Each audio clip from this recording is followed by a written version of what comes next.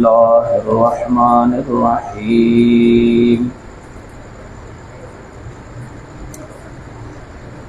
ولولا كتاب من الله سبق لمسكم فيما أخذتم عذاب عظيم. د بدر د غنیمت متعلقه تذکرہ چې بدر کې څومره کسان په قید کې رال د قیدیانو متعلق مشوره وشوله او صحابه او حضراتو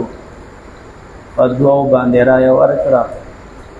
آخري په یو رایه عمل وکړی شو، د دوی نه د فدیې فیصله وشوله. بیا دا فدیه اخیستل د هر انسان د هغې د وس مناسب و. څه پکې داسې چې هغه د مالدار خلکو بچي و، مالدار خلکو د هغوی نه ډېرې پیسې اخیستې شوي، څوک پکې درمیانه و، د هغې نه درمیانه و، د چا نه لږې. حضرت مصعب ابن عمر رضی الله تعالی عنه خپل ورور یې وکته چې انصارو نیولی دی او تړلی دی، چې ویې کته نو ورته یې کلکې وتړل، نور یې هم مضبوط کړي. مور یې دومره مالداره ده که نه، ښه ډېرې پیسې به نه راوړي. نو بیا داسې د جوړ خبرې وې 4000 او 400 او داسې چې کم کسان داسې و چې هغه ته لیکل ورتلل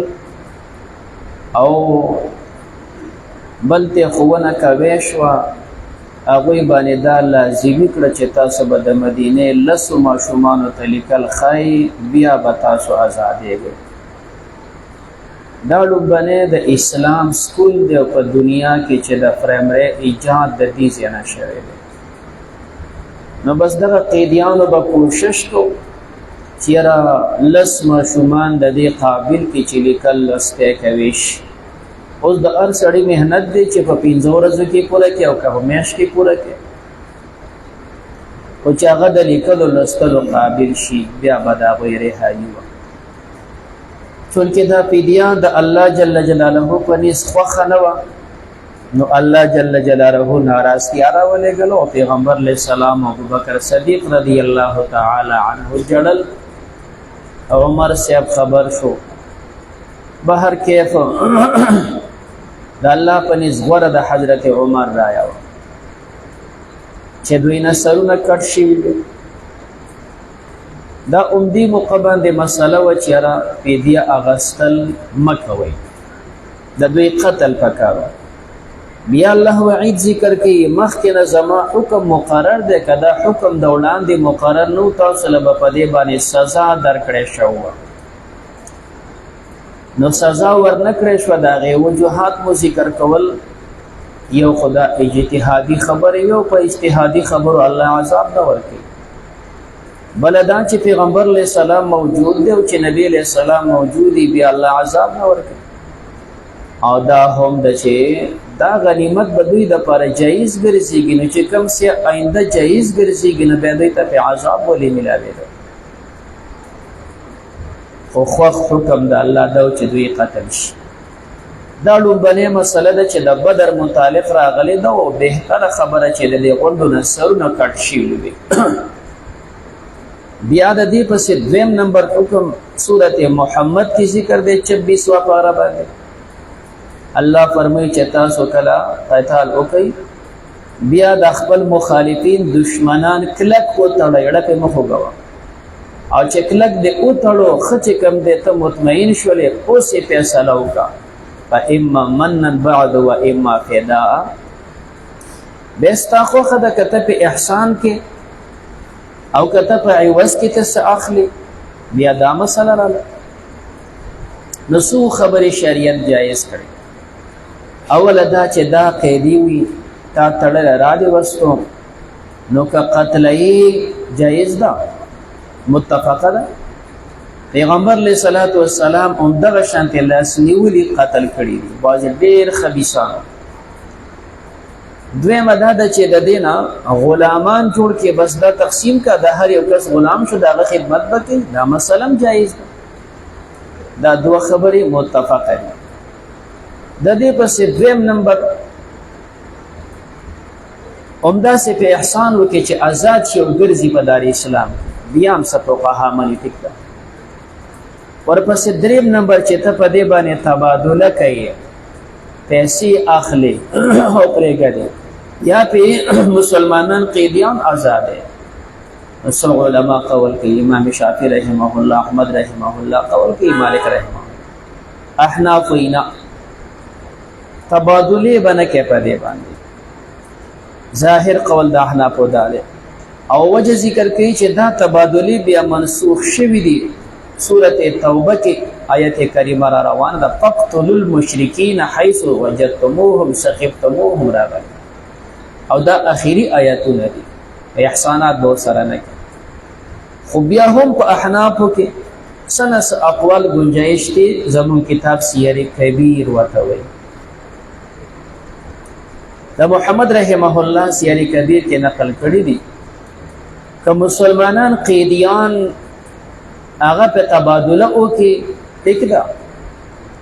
یا د مسلمانانو مالی حیثیت کمزور دی او مال ته ضرورت دی او ته دغه کافر قیدی په مال باندې تبادله کې نو هی صحیح ده نو ګویا دا ټول خبرې جایز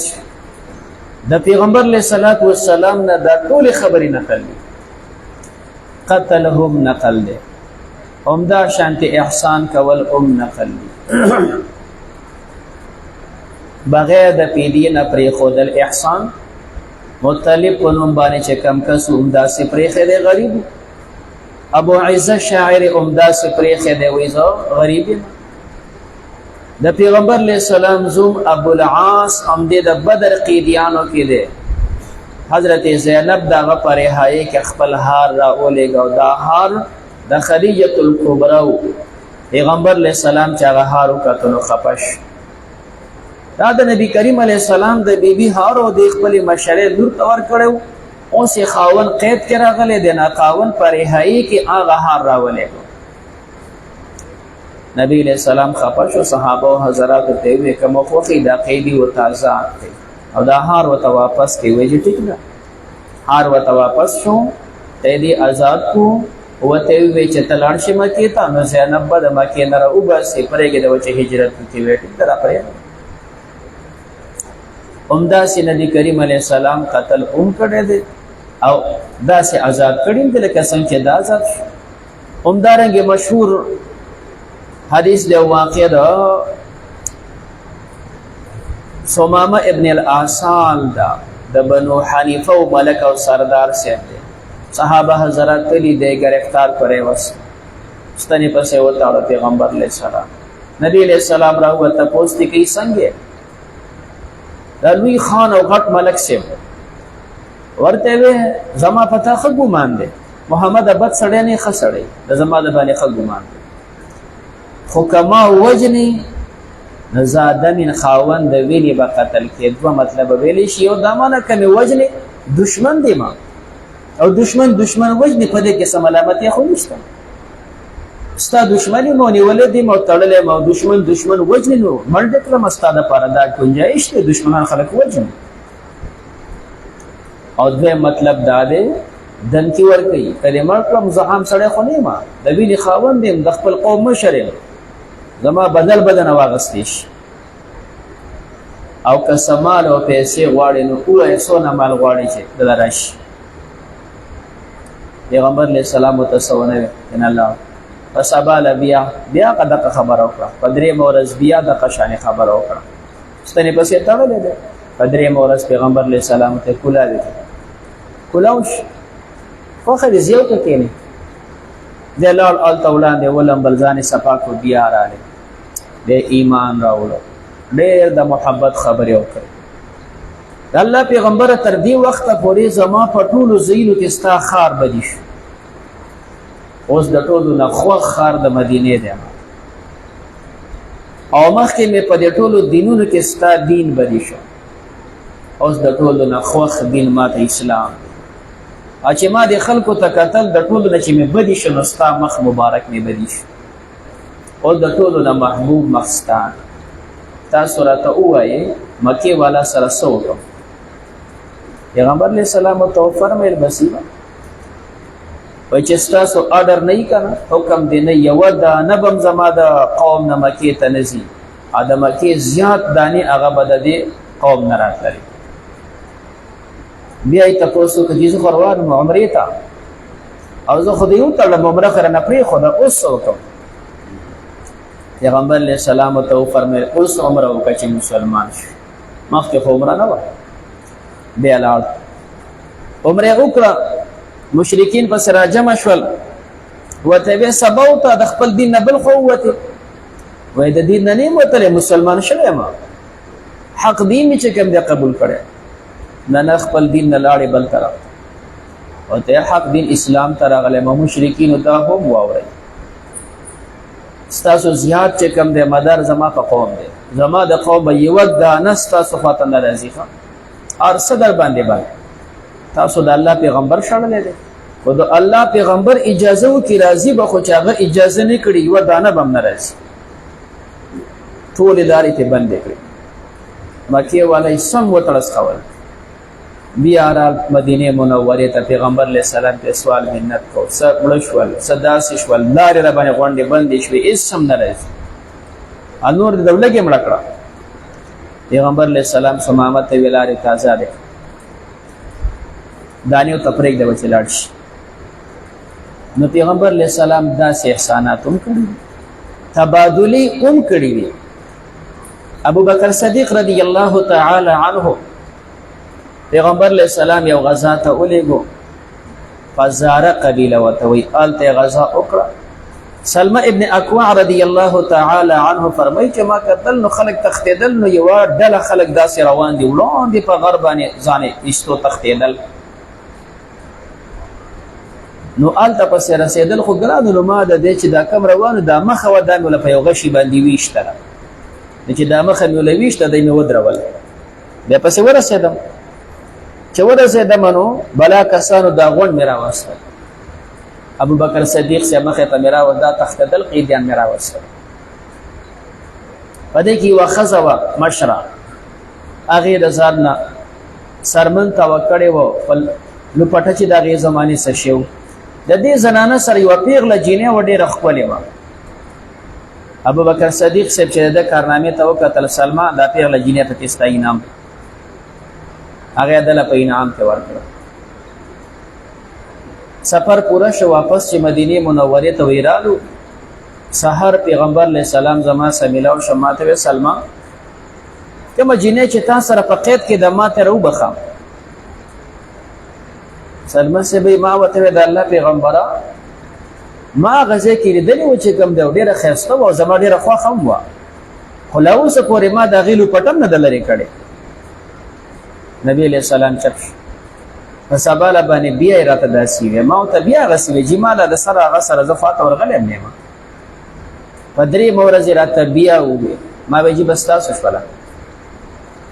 چې ما هغه ورکړه هغه جینۍ نو بیا یې مدینه مکه مکرمه کې دوه مسلمانان چا تړلي وو هغه جینۍ ورسره تبادله کړه او هغه دوه مسلمانان یې پرې ازاد کړل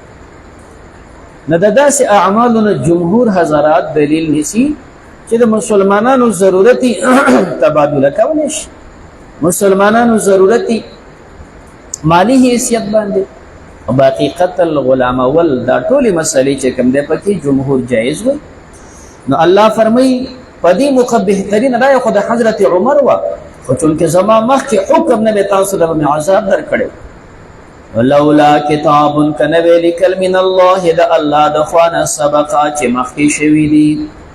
د الله نه مخکې دغه حکم ستاسو دپاره لیکلی شوی چې دې امت ته الله غنیمت جایز ګرځوي نو که دا د غنیمت جواز نه وی لمسکم تاسو ته به رسېدلی فیما په هغه څه کې اخذتم چې تاسو واغستو عذاب عظیم عذاب لوی نو ځکه دله الله عذاب درنه اوس اشکال دا پیدا شو چې الله دومره سختې خبرې وکړې دا کمې پیسې مو چې واغستې دا به حرام د دې استعمال به منئ الله فرمایي فکلو خورئ دې امت دپاره الله دا جایز کړي دي حدیث کې دا راغلي پیغمبر علیه السلام فرمایلی دي مخکینو امتونو دپاره غنیمتونه جایز نه وو دا به یو ځای کې کېښودلی شو اسمان نه به اور رالی دا به اوچت شو دا طریقه وه الله زموږ ضعف وکتو نو موږ دپاره دا جایز کړل نبی کریم علیه السلام فرمایلی الله شپږ خصوصیات ماله راکړي دي په هغه خصوصیتونو کې احلت لی الغنایم غنیمتونه الله زموږ دپاره جایز کړي، غزا هم کوه او غنیمت میلو شو خوړی هم شي. نو الله ورته اجازه وکړه فکلو تاسو خورئ مما غنیمتم هغه چې تاسو غنیمت حاصل کړی دی حلالا حلال خورئ طیبا پاک خورئ. تاسو چې کوم د حلال او پاک خوراک کوئ د حرامو نه ځان ساتئ. دا هر یو صحابي چې کوم دی ژوند عجیبه دی کنه. د ایران په دې غزاګانو کې لومبیا چې کومه خطرناکه غزا شوې ده ډېر عجیبه عجیبه قصې دي د هغې په خپل ځای باندې چې دوی 1.5 لاک فوج ولېږو. حضرت عمر رضی الله تعالی عنه قاقا صاحب مشر کو او هغه سره هم فکر و چې ډېر خطرناک جنگ دی. 30,000 کسان د هغوی سره دي. دوی چې دا 1.5 لاک فوج ورسو نو کومه چې د دوی لویه چوڼۍ وه نو د هغې نه چاپېره کوم چې مثال په طور د اوسپنو دا نیغ نیغ میخونه یې دا یې چاپېره ترېنه ښه په کیلومترو کې واچول چې مسلمانان نږدې نه شي راته دا میخونه یې په خپو کې ننوځي. او ګیټ دپاره صرف یوه لار پرېښې وه بس راوبوتل ښه به وجنګېده وجنګېده چې څو پورې به یې جنګ ورسو واپس به په ګیټ نه وتل دغه یو ګیټ دغه به یې ساته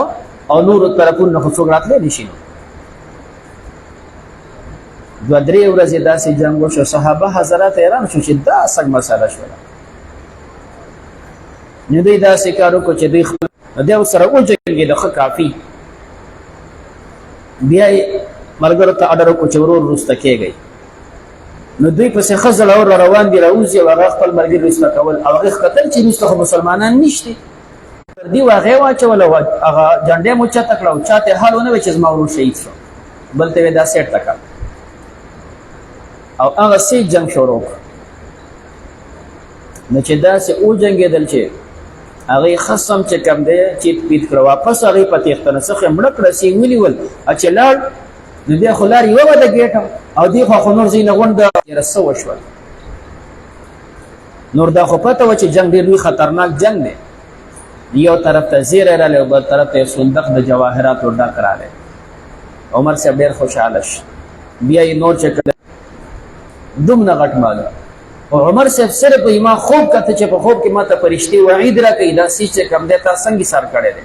یارېږم د عذاب نه چې الله به عذاب راکړي دا واپس غازیانو راویسي. دومره بې ځان ساته حضراتو د حرام عجیبه غوندې خلک الله ویرېږي د الله نه ان الله بېشک الله غفور رحیم بخونکی مهربان دی. حلال رزق کې ډېر برکت وي ژوند برکتي جي رزق کې برکت وي هر لحاظ باندې حرامو نه ځان ساته حال کې دومره برکتي کوي. دارنګې چې کومه واقعه سیرو ذکر کړې ده کوم چې هغه پیری چې د عیسی علیه السلام سره ملاقات کړی او بیا وروسته میلاو شوی دا هغه جوبه چې ما د عیسی علیه السلام په وخت کې اچولې ده 200 کاله وشو دا ځان سره ګرځوم. او سهل ابن عبدالله ته وایي سهله دا کپړې چې زړېږي دا په ګناهونو زړېږي دا ګناهونه بین کوي دې سره کپړې څښا کي دا جوبه سبقه چې مخکې شوې لمسکم تاسو ته به رسېدلی فیما اخذتم هغه چې تاسو اخیستي عذاب عظیم عذاب لوی فکلوه خورئ مما غنیمتم هغه چې تاسو غنیمت حاصل کو حلالا طیبا حلال خورئ پاک خورئ واتقوا الله ویرېږئ